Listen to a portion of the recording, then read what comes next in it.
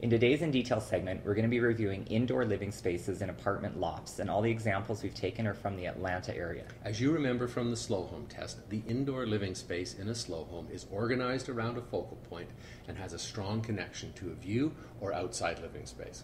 And that can be a real challenge in apartment lofts, as we've seen, primarily because we don't have a lot of square footage, and we're also always struggling to get light into those spaces. That's right, which can mean they can be difficult to furnish, which is really important to understand before you go out and buy something. Yeah, absolutely. So as you remember from the What's Wrong with This House book, John and I have made some rules of thumb for indoor living spaces, and the first one is you want to have a focal point, such as a fireplace, a television, or a window to organize your furniture around.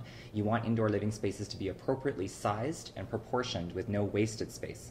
Also, you want to make sure that it does not consist of any falsely labeled or redundant living spaces, things that are living spaces in name only and really couldn't fit furniture.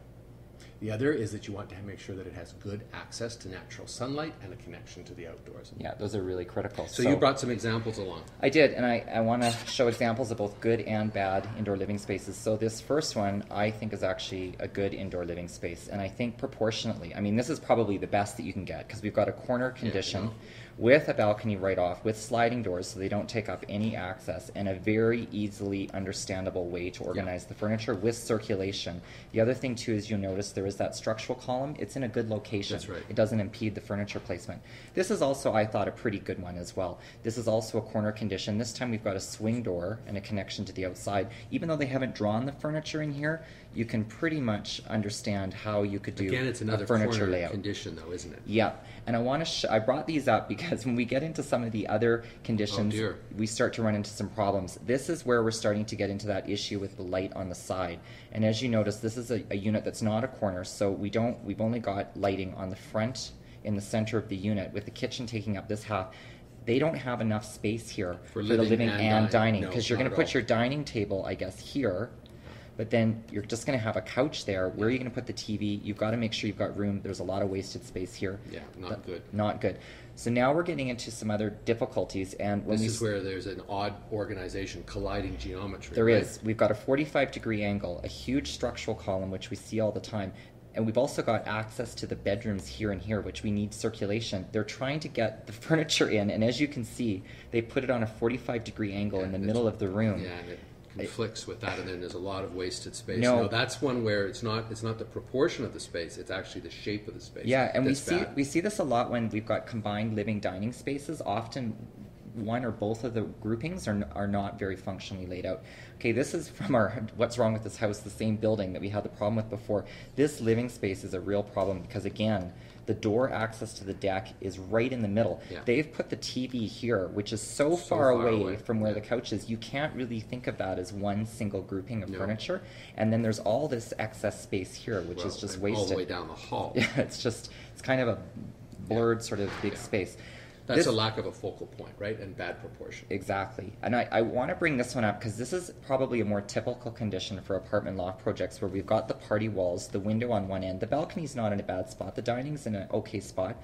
I just want to talk about the living room because this is actually not a bad size. No. But there's some challenges with it because it goes back to our idea of focus, right? That's right. It's focused on the island. Like, where are we going to put a TV here? Yeah. Like, let's think about this. If we changed the furniture around and did it this way, we have a circulation issue because we can't actually get behind the couch, and that's about the right distance for a television. Yeah. You have to be really careful because so it's the island. It's actually a kitchen issue more than it is the living room, right? Yeah, and it's like the thing, and then there's a lot of wasted space on the side. But in this example, they furnished it, but the buyer has to be really careful because it looks like everything fits, but you're going to get in there, and where's you going to put your TV? Look at the stools. Yeah, it's very strange. So this is another one. This one is tricky, and I want to bring this up for a couple of reasons. One is that we've got a little bit of an angle. We have very little light. That is actually the only window. We have a huge structural column, and then we've got a balcony here which opens from the bedroom. And what they've done is they've kind of cheated the space. They've got this sort of alley of circulation, and the couches are sort of on the outside of that. Yeah.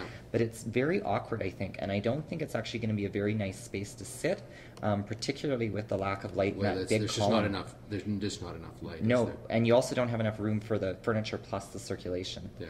This is the final example, and I just want to show you something where it gets kind of totally out of control because, they're going to say that this is the indoor living dining space. You know that's what it's going to say on the marketing plan, but how would you actually deal with that? Yeah. How would you furnish that? You've got laundry over here, mechanical system here, the kitchen is way back here. It's too narrow. It's too narrow. There's just a really bad proportion, and I don't know how you would ever get anything in I there. imagine this is probably a loft conversion. You're right, project. it is a loft conversion. And so, you know, some of those things, but you have to be very careful to not be seduced by the big high windows and the great existing space, because that could be just devilishly hard to live in. Absolutely. Well, that's interesting. That's our in-detail analysis of indoor living spaces in apartment lofts in the Atlanta area. See you tomorrow.